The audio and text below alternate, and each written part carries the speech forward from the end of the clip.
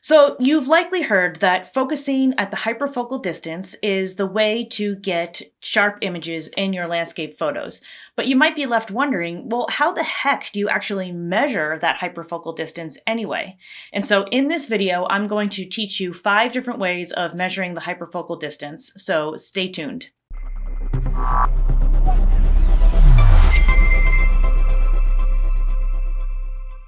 Hey there, photographers. My name is Brenda Petrella, and welcome to Outdoor Photography School, where we help you create better images and reconnect with nature. If this is your first time here, then welcome. Thanks for joining us, and please consider hitting that subscribe button if you find these videos useful.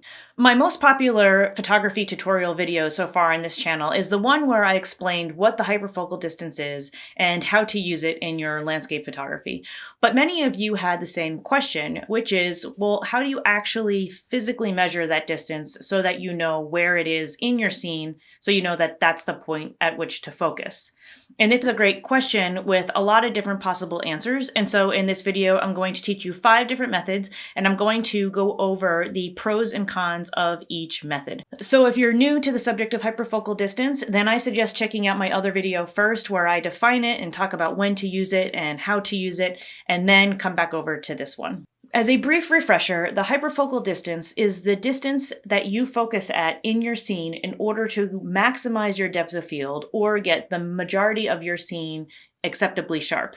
In landscape photography, this is sometimes called deep focusing or near far focusing, basically illustrating that you're trying to maximize this depth of field and get everything in that depth of field sharp. Now, you may have noticed that I use the term acceptably sharp, and that is because it's impossible to get everything in a deep depth of field image tack sharp. There's really only one point that can be tack sharp. And so you're trying to get everything closer to you from that one point and everything farther away from you from that one point also sharp, and that's called acceptably sharp. And that's basically what our human eye can actually perceive as sharp or in focus. So the hyperfocal distance is that magic sweet spot where you would focus at in your scene so that things in front of that point and things behind that point will all be acceptably sharp. Okay, so let's get into method number 1. Method number 1 for measuring the hyperfocal distance is to simply use the distance scale available on your lens. Now, not all lenses have a distance scale, so that is one count against using this method. And what you would do is you would set up your scene and then find your hyperfocal distance using a hyperfocal distance table or an app like the Photopills app, and then you just set the focus ring to that distance according to your distance scale on your lens. The pros of this is that it's with you, so you don't have to bring any extra equipment with you. The downside is that it's not terribly accurate, and you can't get in very precise measurements with the distance scale. Now, some mirrorless cameras have a distance scale built into the EVF, and so that's one advantage of a mirrorless system, is that you can actually see where you're focusing with the distance scale on the EVF. I've personally never used a mirrorless camera, so I don't have experience with this and how accurate it is, but that is one other option. So the next method is to use a measuring tape. Now, I would not suggest this as a long-term solution for finding the hyperfocal distance, but I do recommend it as a way of training your eye so that you can start to estimate these distances and you don't need to bring any extra equipment with you. So I have found this to be a useful way of practicing guesstimating the hyperfocal distance. And, bringing a measuring tape is clunky, it's heavy, you have to remember to bring it. Sometimes it bends when you've pulled out the tape really far, and so if you're measuring at things at like 10 feet or whatever, it can get to be kind of cumbersome, and it could just make it a very frustrating process. But as I said, I do find measuring tapes to be helpful for estimating and guessing and training our eye. Now, another thing that you can do if you have a way of measuring the distance, such as with the measuring tape or with other methods that I'll get into in a moment, is to reverse calculate the hyperfocal distance. So what we've done in the past is we have used our focal length and our aperture to find the hyperfocal distance.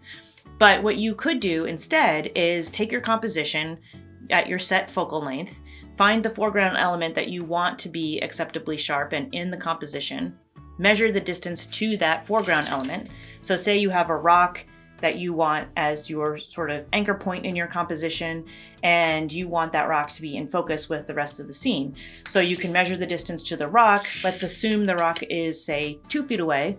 then you know that the hyperfocal distance would be 4 feet away, because we know that the hyperfocal distance tells us that if we focus at that point, the hyperfocal distance, everything from half that distance to infinity will be acceptably sharp.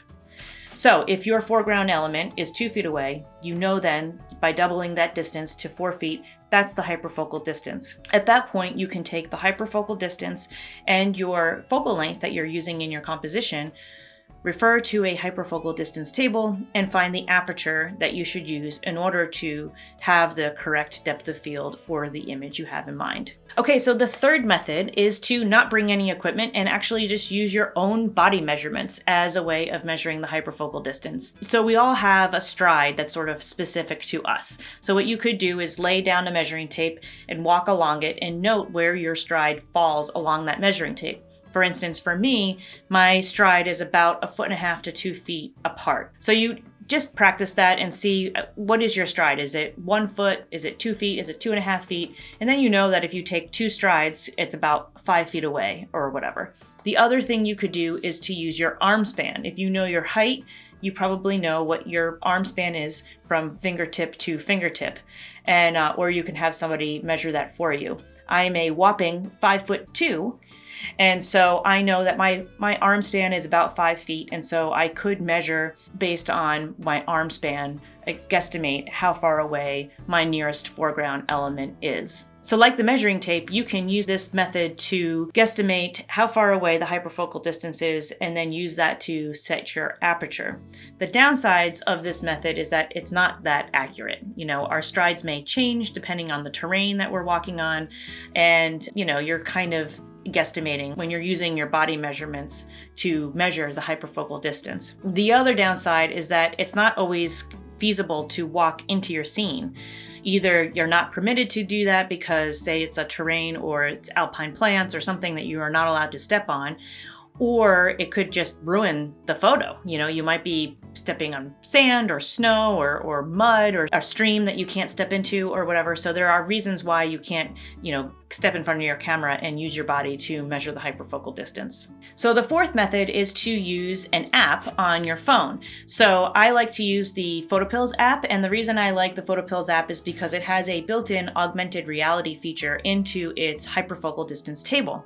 So when you go into the hyperfocal distance table, you select your focal length of your lens, you select the aperture that you're using, and you enter your camera information, and it will tell you what the hyperfocal distance is. If you then go to the bottom of the screen and click on the AR button, a little augmented reality screen will pop up, and you will be able to physically see in the scene where the hyperfocal distance is, as indicated by this blue arcing line. So you basically see these little feet, and you put the feet where your camera is, and then you can scroll up and see where that hyperfocal distance is. Now, I've tested the accuracy against a measuring tape, and it is within a couple of inches. So what I would recommend doing is, if you're using the Photopills app, just focus just beyond that blue line and you should be all set. So of course, one downside of using the Photopills app is, one, you might not have it and you might not want to buy it. Two, not everybody has a smartphone and not everybody wants to hike with their smartphone. So it's not for everyone, but I do highly recommend it, and it's often my go-to method for measuring the hyperfocal distance. Okay, last but not least, our fifth method of how to measure the hyperfocal distance is to use a digital laser measure, such as this one from Bosch. This is a little pocket laser measurer. That's hard to say.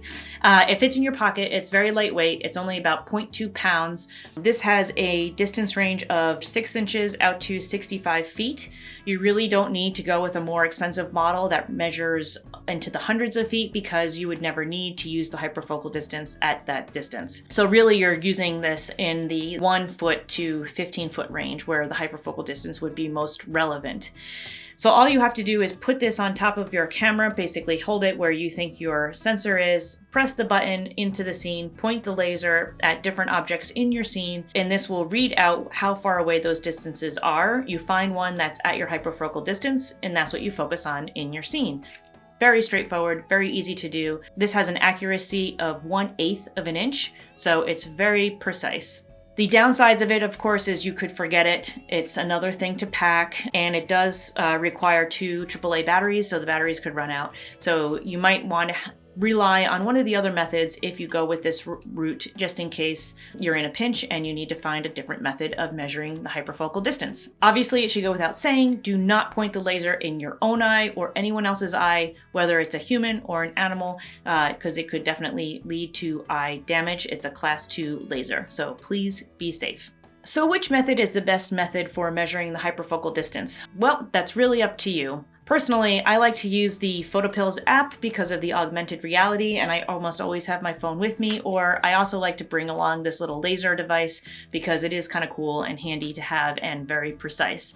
The other thing that I'll do is I'll just take a series of images at the hyperfocal distance or before and after where I think that hyperfocal distance is, because hopefully then I will have covered my bases for maximizing my depth of field, and I'll just check those photos when I get home onto my computer. If you haven't yet checked out my first video on the hyperfocal distance, be sure to check it out. It will go into all the details about what it is and how to use it. I also have a free hyperfocal distance made easy ebook, which you can download in a link in the description below. And I'll see you guys in the next video. Thanks.